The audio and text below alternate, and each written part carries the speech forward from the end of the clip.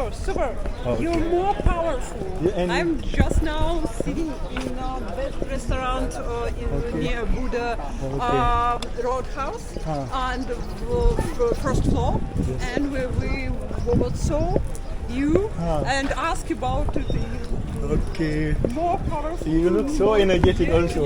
You're so energetic. Thank you so much. Okay. Thank you. Okay. Woohoo. Okay, let me have selfie with you also. Yeah. Yeah. Thank you so much. Thank you. Have a good day. Bye. She was so friendly and so energetic. She's from Russia, guys. Yeah, and she loved the Boudha shard, guys. Wow, and at least today they got to know about the Khasi, guys. Hello, Khasi people, Meghalaya, no belong for hello, guys.